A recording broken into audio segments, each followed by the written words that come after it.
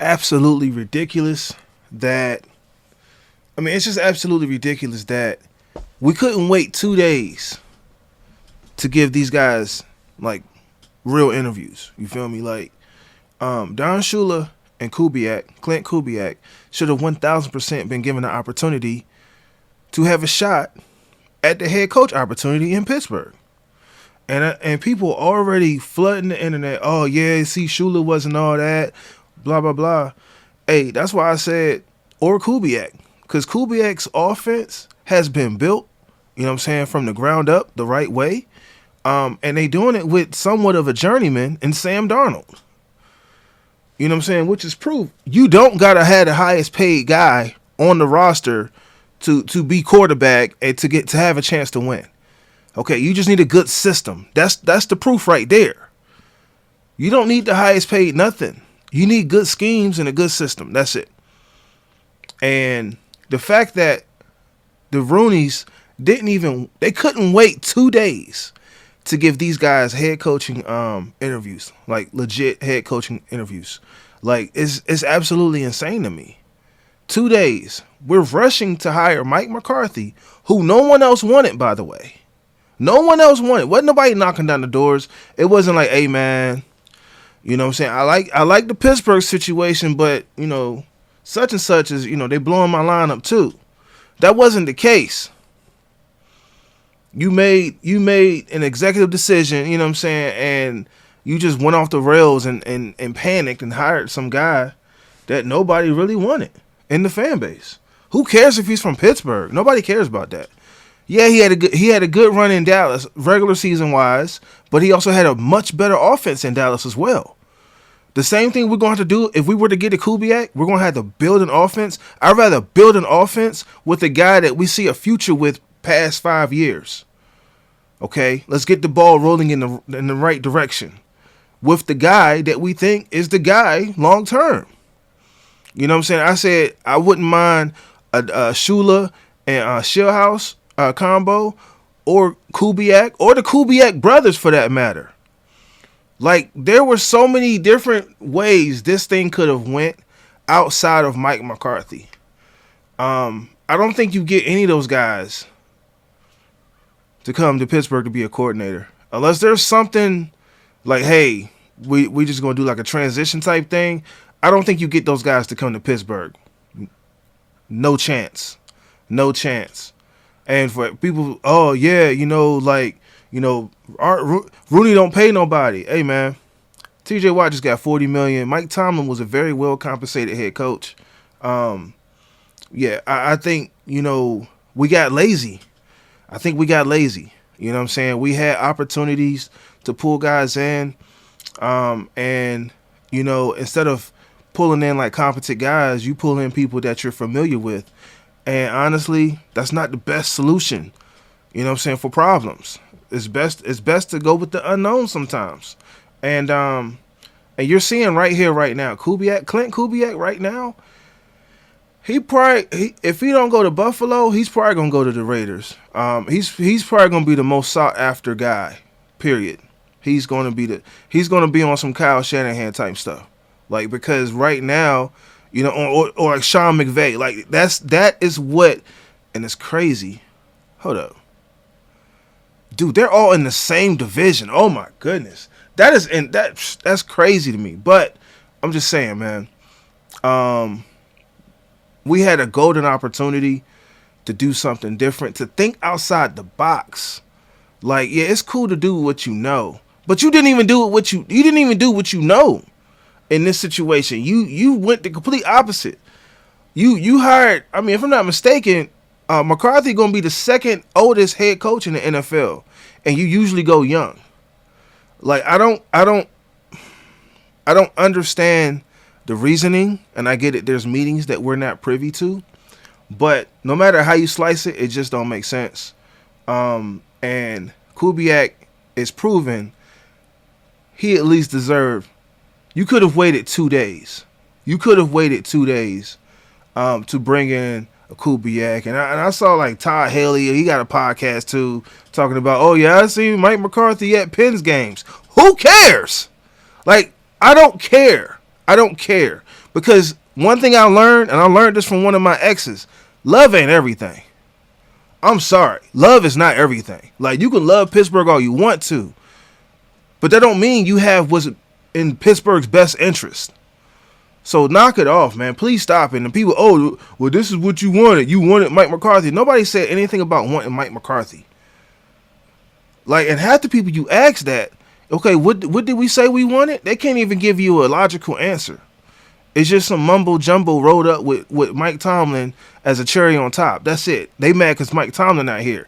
But if you don't realize that it was time to move on from Mike Tomlin, then you are outdated too. You don't have a clue what's going on for real. So nah, man. And the last thing, I wanted to say this earlier, but I didn't get a chance to get on because the whole snow and everything. The last thing that I want to say, in regards to Mike Tomlin, for this video, people talking about, see, I told you it wasn't Mike Tomlin, it was Art Rooney. If you've been with an organization for 19 years, if anybody could have put pressure on Rooney, it would have been Tomlin. Especially if you're talking about all these reports coming out now. Well, Tomlin, he was considering not coming back for the 2025 season. Perfect, even better. Why do I say that? Because if they fire you, they still got to pay you. If they fire you, they still got to pay you. So you might as well create some change. You know what I mean? Like something positive, you know what I'm saying, on your way out the door. You know, people can say what they want to say about your stats, X, Y, and Z, but hindsight is always 20/20. And if we could have looked back, like, man, Tomlin is the reason why the Rooneys even changed their ways. Like, that would have been dope, to be honest with you. If you knew that you wasn't feeling the 2025 season, and you was a slim chance you was even coming back for the 2026 season, you know, you could have created the change. If reports came out that he had influence in draft choices and stuff like that, he was hiring his coordinators and that sort of thing. He 1,000% could have pushed that change, and turned that page in Pittsburgh for the better. And even if he gets fired, so what? You still getting your $30 million, $40 million, whatever it is that he's still left on his contract. You're still getting that because they fired you. You feel me? Yeah, and I just think that a young, you know, people talk about the facilities for the Steelers. You know, a young-minded guy would have changed all that. The Steelers locker room looked like it hasn't been updated since Heinz Field was built, since it opened. The only thing in there fresh is the carpet. That's it. If you go next door, in the same building, same stadium, if you go next door, Pitt Panthers have a phenomenal locker room. They got nice little glowing lights, all that. It's nice. You know what I'm saying? They got big screens on the wall, videos playing, X, Y, and Z, all that. Steelers don't have that. The Pittsburgh Steelers do not have that. So, in terms of being cheap, that is one area we know for sure the Rooneys are being cheap. It don't cost that much to upgrade a locker room.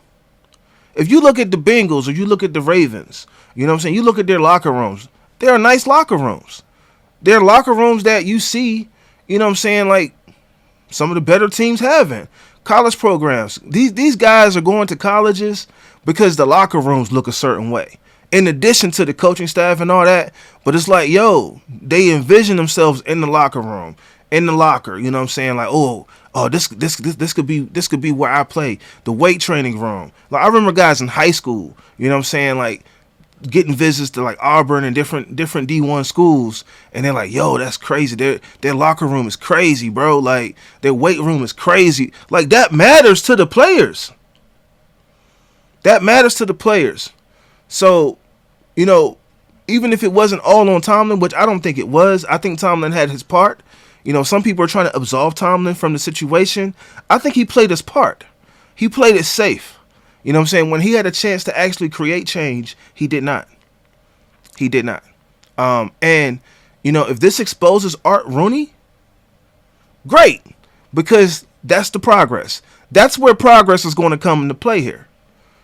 It's just one by one. We're just going to keep seeing stones be uncovered and be like, okay.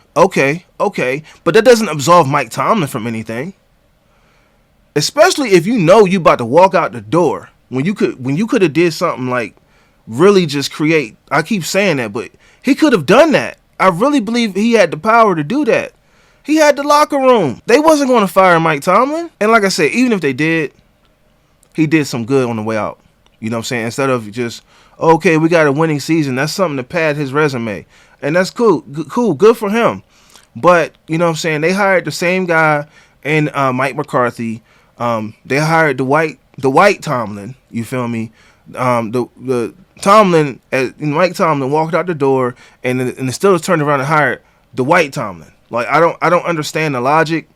But like I said, if it exposes and turns stones over to give us more insight on how this organization is being ran instead of a bunch of rumors and people assuming things, then cool, great. Because what I go based off of is what is reported largely from news media outlets. You know what I'm saying? Like credible news media outlets. People don't even want to believe Tomlin was influenced in the draft. Like, granted, he's not going to get every single guy he wants.